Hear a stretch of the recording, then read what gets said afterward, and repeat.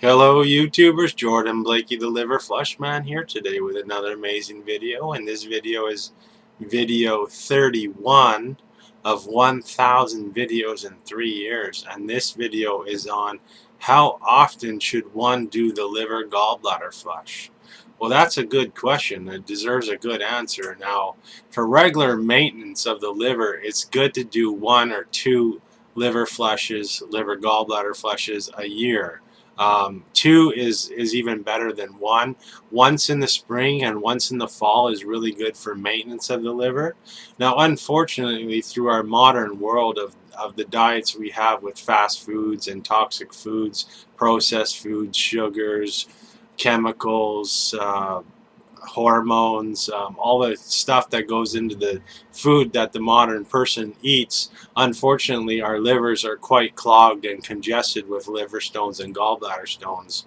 And so I would recommend that if one really wants to live really healthy and have a healthy liver and gallbladder, that you actually do a series of liver and gallbladder flushes over a couple year period to flush out a lot of the stones. Now, there can be a lot more stones than the average person thinks. Even medical doctors and ultrasound technicians don't really know the extremity of the liver and gallstone problem on this planet. Gallstones and liver stones that are calcified are the only stones that show up on ultrasounds. So the fact is that there's hundreds or more like thousands of stones congested in the liver and gallbladder together, that are cholesterol stones that are soft stones and they haven't become hard and calcified yet, and those stones don't show up on ultrasound. So most people have those stones by the age of 25 or 30 through the modern diet. So it depends really on what you want to do. If you want a regular maintenance of your liver, 1 or 2, more like 2 liver flushes per year is a good maintenance for the liver. But to catch up on all that backlog of congestion of the liver, it would be really imperative, if one wanted to cleanse that old toxic waste out of the liver and gallbladder, that one would do a raw food diet for a minimum of 3 or 4 weeks, followed by a series of coffee enemas, also drinking lemon juice regularly, grapefruit juice, aloe vera juice, orthophosphoric acid drops in water, kombucha mushroom tea, Chinese bitters tincture, chancapedra, also known as gold coin grass, nicknamed stonebreaker tea, um, fresh urine from the body as well. These all dissolve liver and gallstones. I have gotten numerous reports and comments from people that have been trying these products. One recently was aloe vera juice. The woman went to get an ultrasound and she showed she had liver and gallbladder stones, and she drank the aloe vera for 2 weeks, aloe vera juice, and she went back to get an ultrasound and there was no stones. All right, so the power that it can dissolve is quite amazing, these products. So aloe vera juice, highly recommended, but the #1 recommended liver stone and gallstone dissolving agent is Chinese bitters tincture, which is made up of 2 Chinese herbs, blue plurum and gentiane, and these are extracted through alcohol to make a concentrated tincture form of those herbs. So that is one thing you can do, is uptake those drinks into your diet. Apple juice and apple cider vinegar, of course, as well dissolves the stones.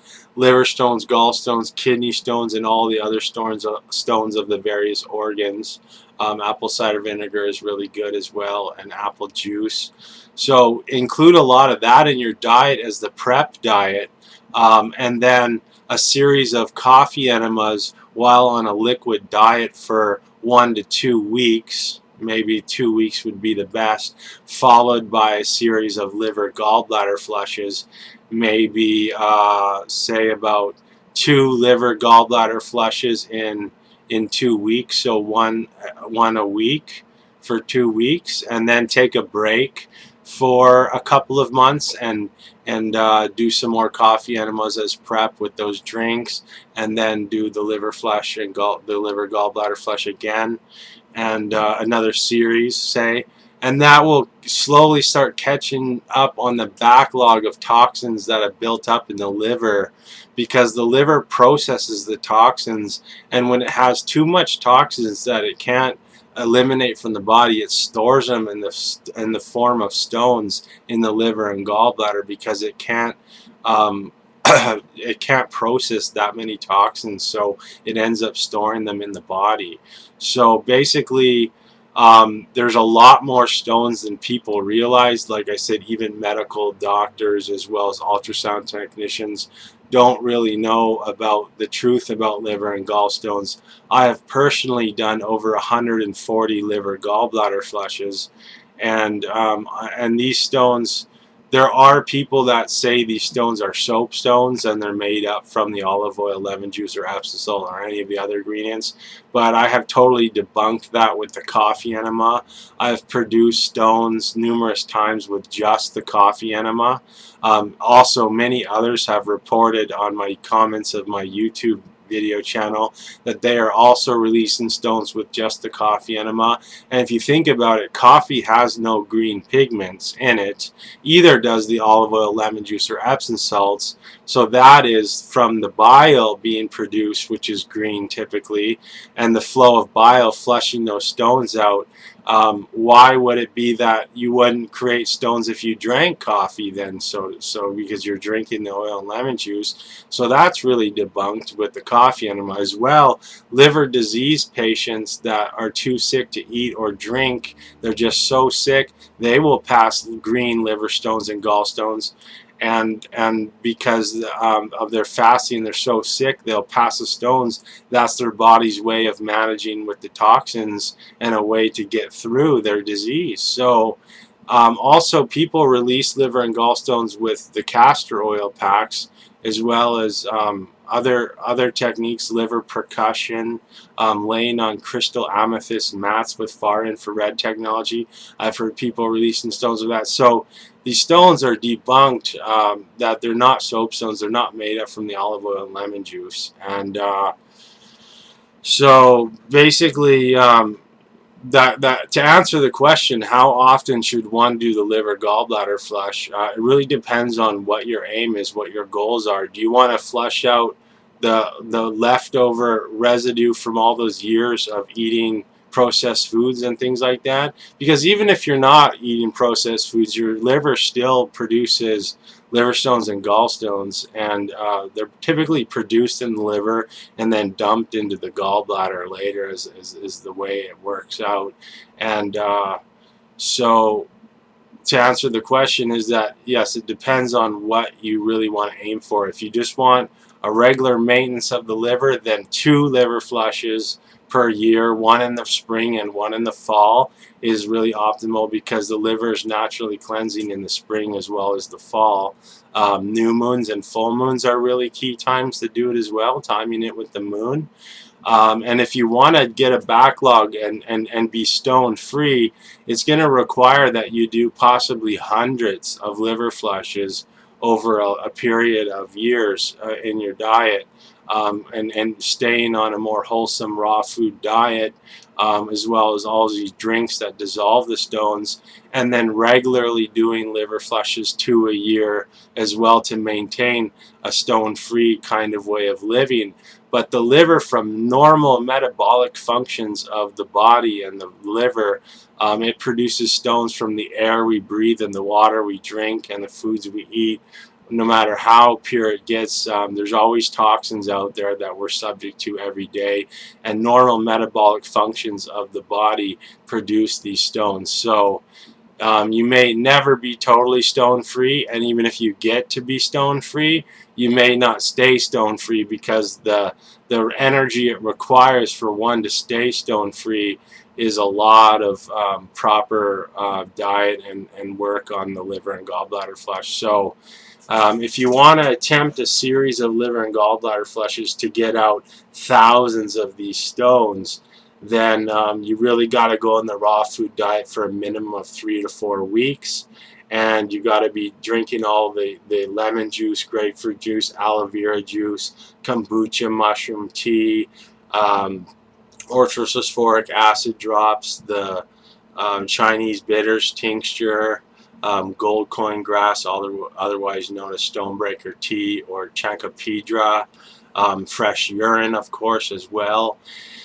And so basically, if you do that, it's still going to require years and years of putting energy towards doing this, because there's such a backlog of congestion in the liver.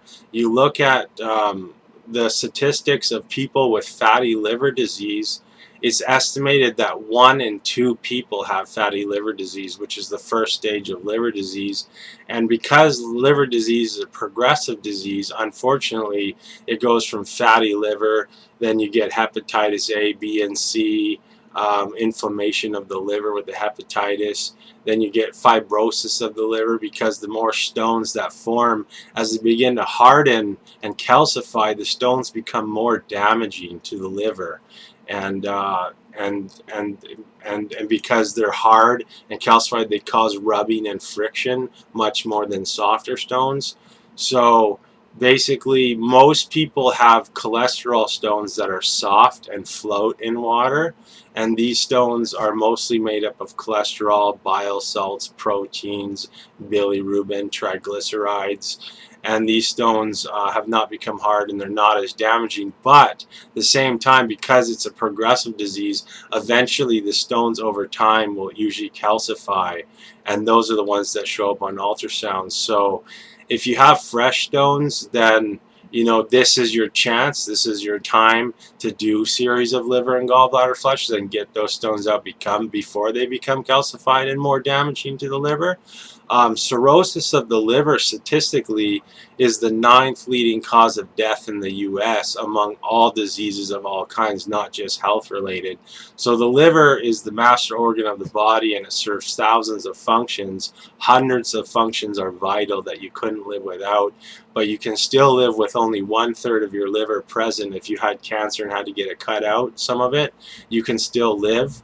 But generally, most people's liver on this planet, it's just accepted by mainstream, the medical profession, that fatty liver is not that big of a deal, and and the unawareness that fresh cholesterol stones are in most people, and that it is the root cause to all diseases of the body is the stones in the liver and gallbladder. So basically, if you want to do a series of liver and gallbladder flushes, I highly recommend going on the raw food diet, like I said, and doing a lot of coffee enemas. And then once you're done this series of liver and gallbladder flushes, that's when you really want to reseed the colon with friendly, beneficial bacteria by doing enema implants with probiotics such as kombucha, mushroom tea, and Rejuvilac, as well as fermented aged urine enemas. And this is going to reseed the colons with friendly bacteria, because over 80% of the immune system is located in the intestines. So having a healthy intestines supports your immune system and your digestive system for the absorption and assimilation of vitamins and nutrients. So basically, after you do a liver and gallbladder flush, I highly recommend using the product OxyMag powder, which is oxygenated magnesium. It goes into the intestines and acts as a scrub brush to brush out, scrub out all the toxic residue, waste, fecal placoid material, and residue left over from liver flushing, and then to reseed the intestines by doing the enema implants. So that's what I have to say about that. But this video was mostly on how often you should do the liver flush, and basically I recommend twice a year, once in the spring and once in the fall. And if you're a go-getter and you really want to get healthy and you want to get a lot of stones out of your liver for a longevity consciousness, then that's when the raw food diet preparation for a series of liver and gallbladder flushes leading up to the flush, coffee enemas, and do your series of liver and gallbladder flushes. For those more extreme people that really are like already on the path and on the raw food diet, they can get away with doing more liver flushes in a shorter period of time. But it all comes down to preparation in the end. You really got to prepare if you're going to be doing a series of flushes, that you be on the raw food diet for a longer period of time. Like myself, as my own experiment for myself, I did 4.5 years of 100% raw food diet. I had not one grain of rice, not one bite of bread, nothing cooked for 4.5 years, just raw fruits, vegetables, seeds, and nuts for 4.5 years. And then I went on to do 120 liver gallbladder flushes in 2 years. So that's 2 a week for 2 years straight on average. Some days I would do 4 days in a row drinking a whole bottle of olive oil a day, because the olive oil is the main ingredient that causes the bile flow in the body and causes the liver to be squeezed, the liver stones and gallstones to be squeezed out. So basically, I'm an extreme case because I did the raw food diet for 4.5 years. But if you want to do a series of liver gallbladder flushes at that intensity, I highly don't recommend it if you're not going to do the preparation. So at the end of the day, I recommend 2 liver gallbladder flushes a year for most people. Alright, thanks for watching. I'm Jordan Blakey, the Liver Flush Man. We'll see you next time.